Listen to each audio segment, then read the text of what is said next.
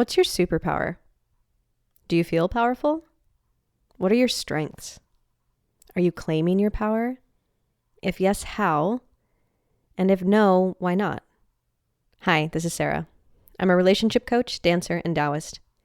In every episode, I'll be exploring psychedelics, well-being, or the human experience, and this one is on how to feel empowered. Claude Steiner, a psychotherapist who wrote about transactional analysis, defines power as the capacity to produce a change. Now, when we think about power, it may be a little cringy. It's a bit of a dirty word, right? Because it calls up feelings of hierarchy, of control, of competition. And that's because if we're thinking about power in that way, we're thinking about power over rather than power with. And part of the reason that we feel that way is because we're experiencing abuses of power on the regular. We experience domination and oppression on the daily in covert and overt ways. But sometimes we get a little confused about why we're feeling oppressed or why we're feeling powerless or why we're feeling like we can't do as much as we want to or what we would like to do in the world. When oppression is obvious, it's likely going to make us angry. It's like if we show up to do a job at work and then we don't get paid for it. You're going to be pissed. You'd want to fight back. You'd probably have a clear idea of who you need to go to complain in order to support you to get your needs met in some way. You'd have some idea of what you needed to do in order to try to fix the situation.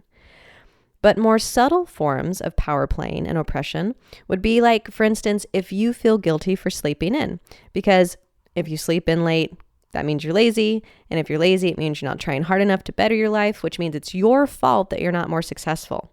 Now, that level of oppression is more nuanced and more subtle, and it makes us feel confused and helpless and hopeless because we're taking a lot of personal responsibility, despite the fact that there are all these cultural structures and injunctions that pave the way to success or block the way to success that we don't actually have a lot of control or power over. But we have this idea that it's personally our fault if we're not trying hard enough. And that can really drive this deep sense of shame, which is also really depleting and can also make us feel really out of touch with our power. So we have this idea that anyone can achieve the American dream, right? We're all born equal. And we know that's not true. Like, obviously there's been enough talk around this now that we know that that's a lie. But still, there's kind of like this underlying current of anyone can be anything as long as they try hard enough. But then we spend the rest of our lives competing with each other, trying to crawl over each other on the ladder of this hierarchy, because we believe that in order to actually achieve that, we need to achieve it over other people rather than in community and in collective with other people. So we're taught to compete with each other in order to feel more powerful. And we're not just trying to keep up with the Joneses anymore, right? We're trying to outhouse, outcareer, outmarry, outbeach body each other. And then when we're not successful doing that, we feel bad about ourselves and we end up doom scrolling through Instagram as we spiral into this despair about all the ways we don't quite stack up to all of that perfection we're seeing in our social media feeds. So we're buying into a lie. And the way Claude Steiner phrases it is the lie is, quote, "The game is good. The rules are fair. If you lose, it's because you're not okay," end quote. So obviously, that's not true. And yet, it's kind of like it's this program that's constantly running in the background that we're not aware of. We're acting as if that's true on this kind of unconscious or indoctrinated, habituated level. And regardless of whether oppression is overt or subtle, its toll is real. It takes a toll on our energy, our creativity, our joy. And if that wasn't enough to contend with, then we also end up giving up a lot of our sources to power that are still available to us, even though we're experiencing oppression in some way. But, I'm talking to clients all day, every day, all week long, and I'm feeling and hearing how a lot of people are really walking around believing they're disempowered. They're confused about how they got to this place of disempowerment, and they are confused about how to become more empowered. Part of that is because we aren't taught how to recognize our sources of power. And then we also, when we do have power, some of us give some of that power up because we're so worried about being the abuser, about being the oppressor, that we don't want to be dominating. So then we don't use our power in an attempt to be good people. But I'm curious, what if you could own your power and not use it to dominate? You don't have to compete with other people, but instead you could let your power be an expression of the complexity of who you are and how we are all worthwhile beings with our own preferences and our own ways of moving through this world. Now, that's lovely, and it's a little tough to hold on to because we have a lot of messaging coming at us that doesn't want us to hold on to that. But I'd like to offer you some practices today for how to recognize your power, like what power you already have that you may not be aware of, as well as options for generating more power. And with this comes the caveat from Spider-Man that with great power comes great responsibility. I don't want us to use our power to control others or harm others, but I want us to use it to be our best selves and to help others to do the same. One of the ways that we can be more responsible with our power is to be aware of what it is, acknowledge what power we have, and then be really conscious and intentional about how we use it. So coming back to Claude Steiner, he used the theory of chakras from kundalini yoga as a way to access power. Now, this is just one way of thinking about power. There are all different kinds of ways to access power, and this is just one way just to kind of jumpstart some of your creativity around ways you could be claiming your power and using your power more. So I'll be going through the 7 different chakras and giving some examples of ways we can step into our power more. To start, we'll begin with the root chakra, and this is the power of grounding. And this is both how you hold your ground, as in what kind of boundaries you hold, what your minimum standard is, as well as how much ground you hold. So I was watching a TED Talk one time, and I tried to look up her name, and I couldn't find it, but it's this monk, this female monk on a TED Talk. And she talks about most of us are just holding the amount of ground that we can grip underneath our toes.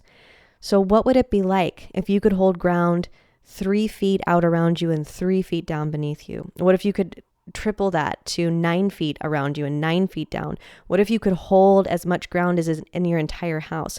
And of course, I'm talking about energetically here, right? Like how big is the space within your body for the energy that you hold? Now, one of the things they teach you in dance, they taught me in dance, is that when you're on stage, you have to be bigger than your body. So you're trying to extend your energy out past your fingertips. So you're dancing beyond your skin. You're reaching out past your bones. And that's one of the ways that you can take up enough space on stage to be big enough that the audience can actually see what you're doing. And so energetically, how are you going about your day taking up ground, taking up space? Do you make yourself smaller? Do you shrink inside your body in some way? Do you contract yourself to a point? Or are you kind of expanding yourself so big that you're taking up space, crashing around energetically, stepping on other people's toes energetically? Are you aware of how much space you're holding, how much ground you're holding, and how much would be appropriate for the particular context? Now, with all of these different powers, they can be underdeveloped and they can also be overdeveloped. So with grounding, if your power of grounding is underdeveloped, you may lack strong boundaries, or you may constantly feel as if your container is so full and you're spilling over and you just don't have any space for anything else. So you may need to cultivate a practice for figuring out what your minimum standard is, deciding what your boundary is, or practices for emptying out when you feel too full. So that may be a movement practice like going for a run if you just need to release some anger, or resting if you're feeling tired or sad. But what are your practices for emptying your container out so that you have space for the day ahead? If this is overdeveloped, you might be a little stubborn. You might be a little immovable. You might need to have a little bit more mutability if your ground is overdeveloped. The next chakra is the sacral chakra, and this is the power of passion. And the power of passion includes sexuality, yes please, and also included in this power is the power to create and transform. So whether you're literally birthing a baby or bringing a new creative project into the world, you're tapping into the power of passion in order to inflame yourself with energy and change. When this is underdeveloped, there's a lack of excitement. When it's overdeveloped, that's more of this fanaticism, this obsession. Moving on to the solar plexus chakra, this is the power of control. And the power of control is the power to manipulate our environment. Now, this is running rampant in our culture right now. So we see this as overdeveloped. That's where we're seeing the domination and the oppression. When it's underdeveloped, someone can be struggling with their internal state. So for instance, somebody gets overwhelmed by their emotions and then has a hard time self-regulating. Or they might also be having a hard time with their external environment where they get triggered into feelings of competition because they saw somebody else's success or happiness. Next, we have the heart chakra, and that's the power of love. And love feels so good, right? The power of love connects us and it nurtures us. It lifts us up and it can heal us. When it's underdeveloped, we have a hard time giving or receiving love. When it's overdeveloped, we're self-sacrificing to the point that we're neglecting ourselves. Next, we have the throat chakra, which is the power of communication. And again, I'm going to give you a direct quote from Claude here. The power to produce in someone else the feelings and ideas that reflect one's own is the power of communication. It is essential for effective and satisfying relationships, for transmitting knowledge, and for solving problems between people. Now, when it's underdeveloped, I think this is obvious, right? Like there's a lack of communication or there's poor communication and misunderstanding. When it's overdeveloped, that's too much processing. And y'all know what I'm talking about. The culture loves processing. We're supposed to let you know how we feel. You're supposed to validate back how we feel. And of course, validation is so important. I want people to feel seen, heard, and understood. But again, we're overdeveloping this. We're taking this to the point of excess where we're actually creating damage in our relationships when I think often the intention of processing is to bring us closer together. Over processing can actually do the exact opposite of that. And so being able to be strategic about when is it time to communicate? When is it time to do some internal work? And are we making sure that everyone's consenting to the communication that's happening so that we're not actually creating more harm than repair in our communication style? Next, we have the third eye chakra, which is the power of knowledge. And Claude Steiner talks about 4 different sources of knowledge.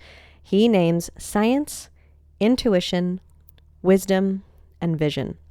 And again, here is a direct quote from him to further explain what these different sources of knowledge are. Scientific knowledge is derived from the methodic observation of variables and their effect on each other. Intuitive knowledge is derived not from systematic scientific observation, but from holistically grasping the laws of nature. Wisdom or historical perspective comes from knowledge of past events, either through personal experience or through the study of history. And vision is the enlightened capacity to see what lies ahead.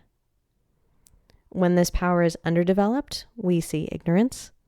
When it's overdeveloped, there's excessive reliance on knowledge. So I'm thinking, for instance, you wake up in the middle of the night, your vision's a little blurry and you have a headache and you decide to hop on to WebMD so you can self-diagnose yourself with whatever terrible thing is happening to you. That feels like you're relying excessively on one of the knowledges. Next, we have the crown chakra, which is the power of transcendence. And this is your connection to source or spirit or a higher power or something bigger than yourself, whatever you call it. When it's underdeveloped, we see ourselves as separate. And what happens with that separation is we desensitize ourselves to the experience of others. We stop paying attention to the state of the world or caring about the state of the planet or the environment. And when it's overdeveloped, we're too detached. So we're too up in this, what in Taoism and Qigong we refer to as the Shen or the upper Dantian. You're just so completely connected to source that you're not actually here in consensus material reality anymore, right? So it's the monk that disappears to the cave and then never comes home to dinner with his family again. Now, all of these powers, you can use them on their own. You can combine them. So for instance, if you combine communication with love, the ability to communicate from this connected place where you're empathizing with other people, that's a pretty potent power.